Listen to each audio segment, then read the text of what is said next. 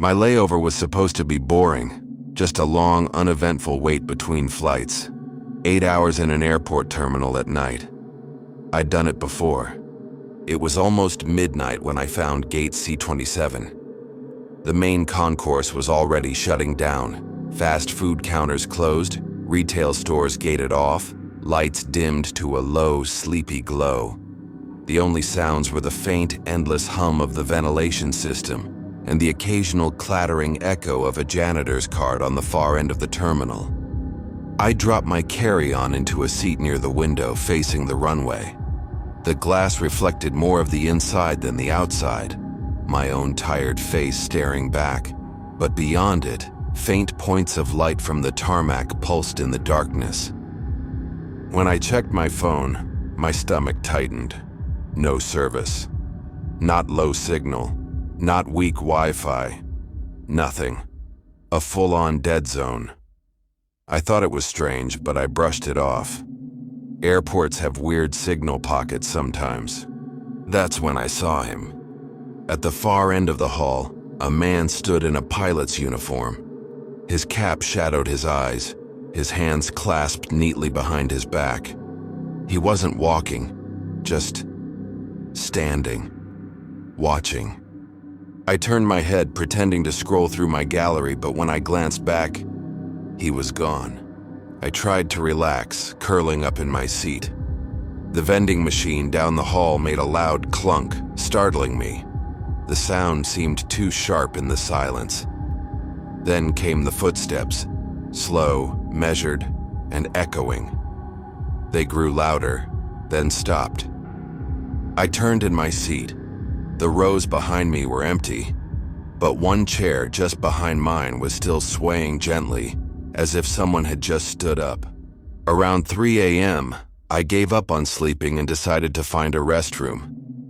As I walked down the hall, I passed by darkened gates, their screens black. But when I returned to C27, my blood ran cold. The boarding screen had come to life. Flight 917, final boarding. Destination unknown. The gate lights began shutting off in sequence one by one, drawing my gaze toward the jet bridge. A faint, icy draft brushed against my skin. That's when I noticed them. A group of passengers stood in silence near the gate. Men, women, even a child clutching a ragged teddy bear, all wearing clothes that looked like they belonged to different decades. Their faces were pale, their eyes glassy. The pilot stepped out from their ranks, the same one from before. This time I could see his mouth curve into a slow, unnatural smile. He raised a gloved hand and pointed at me. The intercom crackled and a distorted voice rasped. "Final call for boarding. Passenger 81-3. My boarding pass, and my real one, had seat 8113 printed on it. I staggered backward. Every instinct screamed, "Don't move closer." But the air felt heavy, pressing me toward the gate. The passengers' heads all turned at the same time, their eyes locking on mine. I broke into a run, sprinting back through the empty terminal. When I finally stopped, panting, and looked back, C27 was dark again. The screen was off. The passengers were gone. Hours later, when the morning crowd began filling the terminal, I convinced myself I'd hallucinated it from exhaustion. I even laughed about it under my breath. But as I stepped onto my real flight, I glanced into the cockpit. The pilot looked up and smiled. I'd been away from home for over 2 weeks on an exhausting business trip. My connecting flight back was the last one out that night, Flight 407, scheduled just after midnight. The airport was unusually still, as if the whole building were holding its breath. Most of the shops were shuttered, the echo of my footsteps bouncing off polished floors. I followed the signs toward gate C19. The farther I walked, the quieter it became. By the time I reached the gate, the seating area was empty. No passengers, no staff. just rows of cold plastic chairs under flickering fluorescent lights. The departure monitor above the counter wasn't showing a boarding time. Instead, it read, "Standby, information to follow." I sat down anyway, figuring the delay would sort itself out. 10 minutes passed. Then, the PA system crackled to life, but it didn't sound right. "Final boarding call for Flight 407. All passengers please proceed to Gate C-19 immediately." The voice was monotone, drained of any warmth, and the distortion made it sound old. Not like bad audio, but like an old recording, grainy, warped at the edges. I looked around.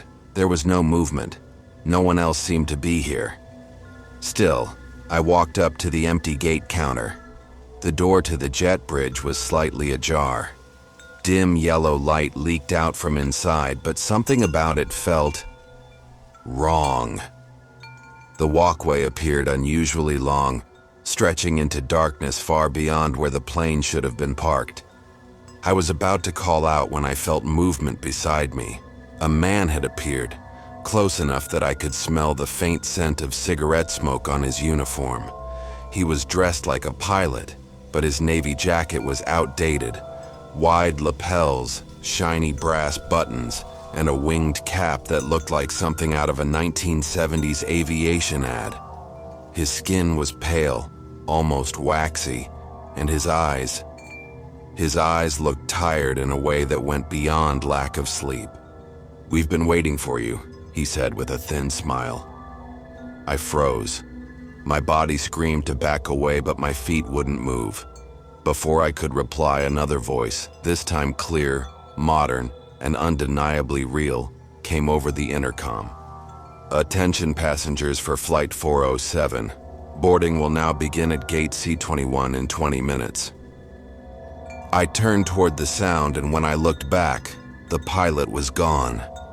The jet bridge door was shut tight, no sign it had ever been open. My pulse hammering, I grabbed my bag and made my way to C-21. It was like stepping into a different world. Bright lights, other travelers, the hum of normal airport life. The gate agent scanned my boarding pass without a second thought. Still shaken, I asked her why the flight had been moved from C-19. Her expression shifted to mild confusion. "Sir, C-19 hasn't been in service for years. That part of the terminal is closed off. You couldn't have been there." The words sank into me like ice. On the flight home, I couldn't shake the image of the man's face. When we landed, I pulled out my phone and searched for Flight 407. My stomach turned. In 1978, Flight 407 had crashed just minutes after takeoff from this very airport. There were no survivors. The captain's photo stared back at me from the news article. It was the same man who had told me, "We've been waiting for you." It was one of those long, exhausting business trips, the kind where the airport feels less like a place and more like a liminal space you just drift through. I had been on 3 flights that week already, and this last one was a late-night red-eye from Denver to Atlanta. I checked in early, got through security without issue, and found myself sitting alone at the gate, sipping burnt airport coffee while scrolling on my phone. When boarding was called, the terminal was unusually silent. No impatient chatter, no clattering of rolling suitcases, just the faint hum of fluorescent lights and the occasional announcement over the PA. I stepped onto the plane, found my seat, 14B, aisle, and immediately noticed that the window seat beside me, 14A, was still empty. Relief washed over me. An empty seat meant more space, a better flight. Passengers trickled in, filling up the cabin. Then, just as the flight attendants were closing the doors, the last passenger stepped on board. He was tall, far too tall for the narrow aisle, with pale, almost sallow skin and hair slicked back in a style that seemed decades out of date. His suit was charcoal gray, perfectly tailored. but it looked like something from the 1950s. He carried nothing. No carry-on, no phone, not even a book. His eyes were a deep, unnatural shade of gray, and when they met mine, I felt as though I'd been caught doing something I shouldn't. He slid into 14A without a word. The air seemed colder near him, not just cool, but like the chill you get standing in a shadow. As the plane began to push back from the gate, I looked out the window past him and froze. It wasn't the runway lights I saw. It was nothing. Not the kind of dark where you can still make out distant shapes, but an absolute starless void. Like the world beyond the glass had been erased. I tried to shake it off. Maybe the lighting was just strange, or my eyes were tired. I pulled out my phone, but before I could lose myself in it, the man leaned toward me. His voice was low, deliberate, and carried an odd echo, as if it were coming from somewhere else entirely. You might want to stay awake for this part. I didn't know what he meant, but something in his tone made my heart skip. The plane began its takeoff, and the incline felt wrong. Too steep, like we were climbing far faster than we should. The cabin lights flickered. Outside, movement. Enormous shapes, like silhouettes of creatures with too many limbs, keeping pace with us in the blackness.